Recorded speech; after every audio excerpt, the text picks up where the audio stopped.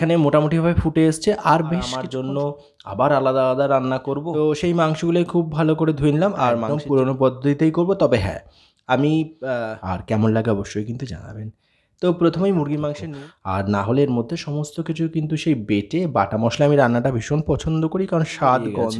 আর যেহেতু মাংসের পিসগুলো আজকে বেশ বড় বড় রাখা হয়েছে, তো একটু অসুবিধাই হচ্ছিল কড়াইতে। শুভ দুপুর বন্ধুরা, প্রত্যেক দিনের মতন আজকেও আমি চলে আসলাম। আজকে খুব সাধারণ আরেকটা রান্না শেয়ার করতে চলেছি। তবে হ্যাঁ, অনেক দিন পর ঘরে আজকে মুরগির মাংস আনা হয়েছিল। তো সেই মাংসগুলোই খুব ভালো করে ধুয়ে নিলাম। আর মাংসের যে পিসগুলো খুব একটা ছোট করা হয়নি, বড় করেই কাটা হয়েছে। সেগুলোকে ২-৩ বারের বেশি, মানে ৫-৬ বার একটু ভালো করে ধুয়ে নিয়ে জলটা ঝেড়ে আমি একটা বাটির মধ্যে নিয়ে নিচ্ছি।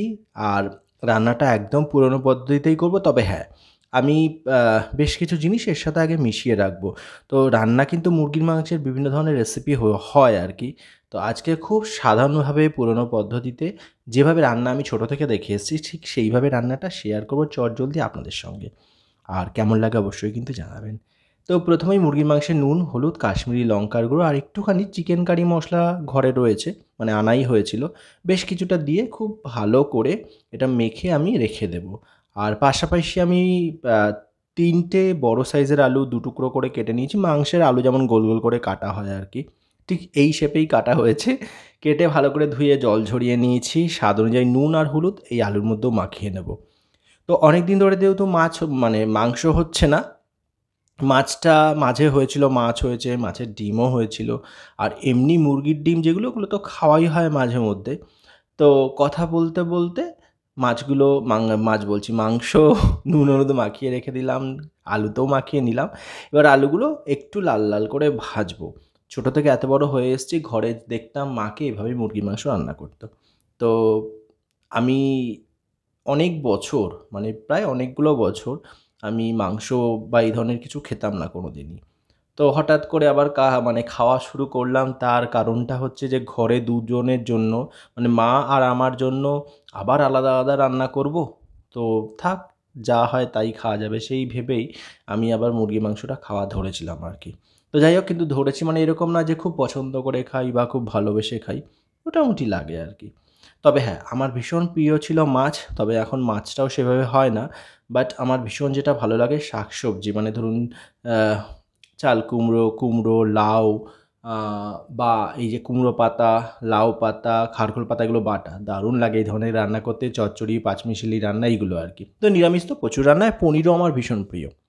আর এদিকে আপনাদের সঙ্গে এই কথাগুলো শেয়ার করতে করতে আলুগুলো ভেজে তুলে নিয়ে ওর মধ্যে জিরে, শুকনো লঙ্কা, তেজপাতা দিয়ে পেঁয়াজটা একটু ভালো করে ভেজে নিয়ে ক্যাপসিকাম আর টমেটো কুচানো দিয়ে একটু নেড়ে চেড়ে দিচ্ছি। এবার ওর মধ্যে আদা, জিরে, পেঁয়াজ, কাঁচা লঙ্কা, রসুন, আগেই বলেছি একদম পুরনো পদ্ধতিতে রান্না হচ্ছে। তবে হ্যাঁ, যেহেতু চিকেন কারি মশলাটা ঘরে রয়েছে, আনা হয়েছিল, তো বেশ কিছুটা মিশিয়ে দিয়েছি, এটাই পার্থক্য। আর না হলে এর মধ্যে সমস্ত কিছু কিন্তু সেই বেটে বাটা মশলা আমি রান্নাটা ভীষণ পছন্দ করি, কারণ স্বাদ গন্ধ দুটোই ভীষণ ভালো আসে। আর গুঁড়ো মশলাটা আমি খুব একটা ব্যবহার করি না। তবে হ্যাঁ, আগে যেমন আমি করতাম, শুকনো হলুদ কিনে নিয়ে আসতাম, হলুদটা বাড়িতে গুঁড়ো করে নিতাম, সেই হলুদ দিয়ে রান্না করতাম। এখন হচ্ছে প্যাকেট হলুদ কিনে নিয়ে এসে সেই হলুদটাকে রান্নায় ব্যবহার করি, সাথে নুন আর একটু রঙের জন্য কাশ্মীরি লঙ্কার গুঁড়ো, এইটুকুই হচ্ছে গুঁড়ো হিসেবে, বাকি সব বাটা মশলা। তো কথা বলতে বলতে মশলা কষিয়ে নিলাম, বেশ হালকা করে কষিয়েছি, কারণ মাংসগুলোকে এর মধ্যে দেওয়ার পরে এবার মাংস সহকারে একদম লো ফ্লেমে বেশ কিছুটা সময় কিন্তু কষাতে হবে।